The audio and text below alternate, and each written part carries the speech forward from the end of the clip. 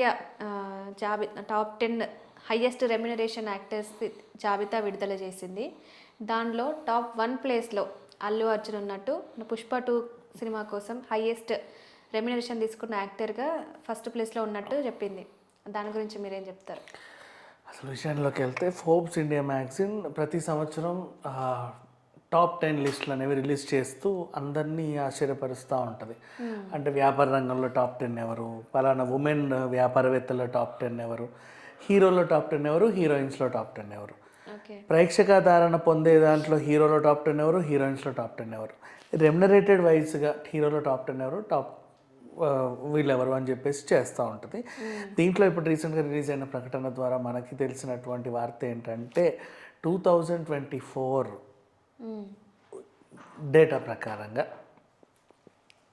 Highest రెమ్యునరేటెడ్ actor in Telugu in India in Indian cinema was Allu Arjun. తెలుగులో record ఎప్పుడో break అయిపోయింది. అంటే తెలుగులోనే తనకి ఇంకా కాంపిటీషన్ ఎక్కువ ఉందిలే. ఇన్ సౌత్ అంటే పక్క నుంచి కాంపిటీషన్లో వస్తాయి. In whole India 3000 CR is his remuneration for Pushpa అని చెప్పేసి అఫీషియల్గా అనౌన్స్ చేశారు.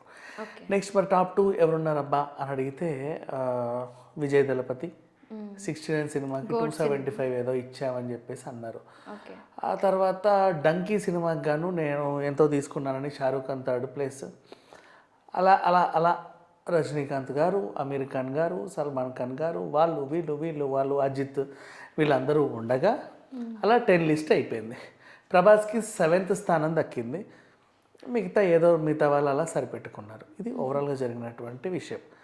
ఇప్పుడు అసలు విషయంలోకి వెళ్తే దీని గురించి ఎందుకు మాట్లాడాలి అంటే మూలాలు మర్చిపోకూడదు అని రీసెంట్గా ఒక పెద్ద మనిషి మన అల్లు అర్జున్ అన్నాడు. నేను అదే చెప్పాను, మూలాలని గుర్తుపెట్టుకో తప్పులేదు, మర్చిపోవద్దు, కానీ గుర్తుపెట్టుకుంటే వచ్చే నష్టం ఇంకా ఎక్కువ ఉంటుంది. ఎందుకంటే ఎంతసేపు నా మూలం అని చెప్పి మూలకే చేస్తాం మనం, అంతే కదా. ఆ మూలాలని ఇన్స్పిరేషన్గా తీసుకొని మా తాత అది సాధించాడు, మా నాన్న ఇది సాధించాడు, మా మామ ఇది సాధించాడు, మా బాబాయ్ ఇది సాధించాడు, వీళ్ళని మించి నేను ఇంకేదన్నా సాధించాలి అని వీళ్ళని ఇన్స్పిరేషన్గా తీసుకొని ఎదిగితే ఈరోజు అల్లు అర్జున్లా ఉంటారు. అంటే మూలాలు మర్చిపోలా, మూలాలని ఇన్స్పిరేషన్గా తీసుకొని తను కూడా ఒక మూలం అయ్యాడు నెక్స్ట్ జనరేషన్కి. అది ఇన్స్పిరేషన్. ఎంతసేపు మైక్ పట్టుకొని మా నాన్న, మా బాబాయ్, మా పిన్ని, మా అక్క, మా ఎదురింటోడు, మా పక్కింటోడు, రే నువ్వెందుకురా ఇంకా అక్కడ నీ బొంద, అది చెప్పుకోకూడదు. బయట కూడా అంతే, రెగ్యులర్గా బయట సమాజంలో కూడా నువ్వేం చేసావు అనేది ఇంపార్టెంట్. మా తాతకి తెలుసా 20 కోట్ల వస్తుంది, సరే ఉంది. మా నాన్న తెలుసా అక్కడ నుంచి ఇక్కడ దాకా ల్యాండ్ అంతా మా నాన్నదే, సరే నీవు చేద్దాం ఏదో ఒకటి, ఏం చేస్తారు చెప్పుకు తిరగడానికి, అవన్నీ ఉన్నాయి కదా, అది సంగతి. సో ఈ మూలాలను ఇన్స్పిరేషన్ తీసుకుని మా నాన్న 100 ఎకరాలు సంపాదించాడు, నేను 500 ఎకరాలు సంపాదించాలి. మా తాత 2 ఫ్యాక్టరీలు కొన్నాడు, నేను 3 ఫ్యాక్టరీలు కొనాలి అట్లీస్ట్.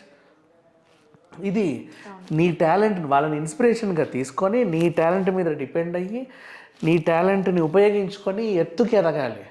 అప్పుడు నిన్ను చూసి నెక్స్ట్ జనరేషన్ గర్వపడాలి. అంతే. మా తాత అట్లుండేరా, మా నాన్న ఇట్లుండేరా, ఆ తర్వాత వచ్చినోడు ఏదో వీళ్ళ పేర్లు చెప్పుకుని ఏదో రకంగా బతికి చచ్చాడు అనుకో, ఇప్పుడు నేను ఏదో ఉద్ధరిస్తున్నా అని చెప్పుకోకూడదు.